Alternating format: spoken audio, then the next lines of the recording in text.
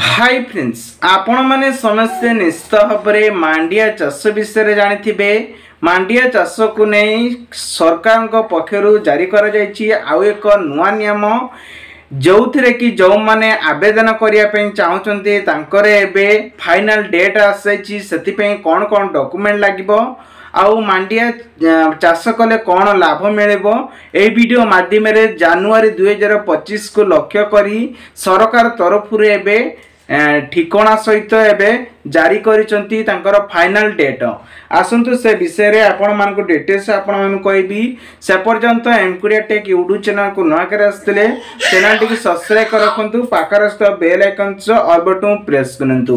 प्रथमे आपण मान को कहि रखुची चाषी को सुविधा पाई सरकार खरीफ फसल बा मांडिया संग्रह पाई चाषी को पंजीकरण अवधि को बा आवेदन तारीख को बढ़ाई देइचंती कारण प्रति वर्ष रे 1 जनवरी 2000 नाखा पड़े से बड़ी की 31 जनवरी 2025 तारीख पर्यंत वृद्धि होईची।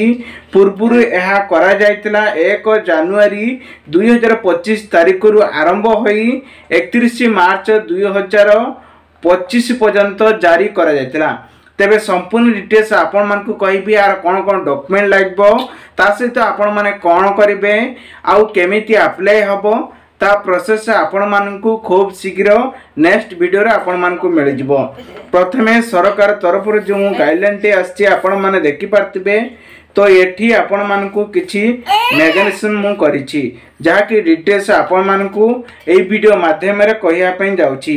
तो आपण माने देखि पारतिबे सीएमए वर्तमान एबे ट्वीट करी माध्यम रे जणाइचंती एठी खरीफ मांडिया संग्रह पाई चाषी कृषक जो माने अछंती तो सेही माने एथिरे चाष करिबा को हेले सेमानकर एबे आवेदन समय आसाछि। प्रथमे आमे डॉक्यूमेंट ऊपर कहबा मांडिया चाषी पंजीकरण पई आवश्यक डॉक्यूमेंट कोन रहिछि ना कृषक ओडिशा बा केओ पंजीकरण आधार कार्ड आधार सहित संयोग मोबाइल नंबर एवं आधार संयोग बैंक खाता एवं भाग चाषी को स्वीकृति पत्र होइतिबा दरकार। भागी चाषी हेतिले भी आवेदन करि परिबे एवं जो मानकर जमी अच्छी से माने आवेदन करेंगे किंतु भूमिहीन चाषी भाई माने एटी आवेदन करि परिबे नहीं। ता सहित आउ गोटे कथा कहि रखुची जो माने मांडिया संग्रह करिसंती एवं से माने बिक्री करिया पिन चाहुचंती ता बाबद रे सरकार आउ एक नुआ स्कीम मध्ये आनिचंती।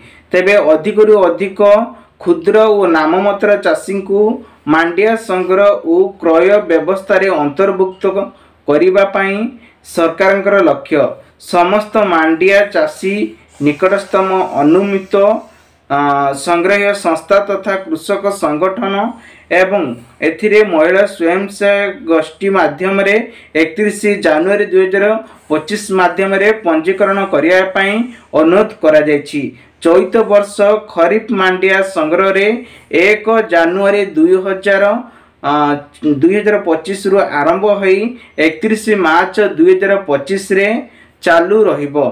तेणु करी आपण माने जानिथिबे आसंता राति पाइले हेउची 1 जनवरी 2025 रु आरंभ करिकी मार्च 25 पर्यंत मार्च देखंतु 31 मार्च 2025 पर्यंत यह चालू रहिबो। जो माने आवेदन करिया पे चाहउचंती आवेदन करि परिबे बा तांकर आग्रह अछि जे आमे चाष करिबा चाष करिकी एथिरे 2 पैसा इनकम करिबा तो सेति पई किसान पई एई सब सुविधा रहिछि।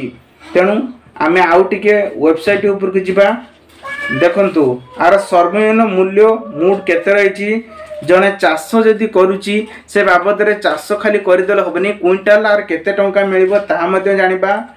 मांडिया पाई क्विंटाल प्रति सर्वनिम्न सहायता मूल्य वर्तमान केते रहिछि ना 4290 टंका रहिछि। राज्य सरकार तरफरु अतिरिक्त एबे प्रोत्साहन राशि क्विंटाल प्रति एबे 210 टंका देखंतु। सर्वनिम्न मूट जदि आमे कहिबा 4500 टंका माने राज्य माने सरकार तरफ आपण मान को 210 टंका मिलिबो।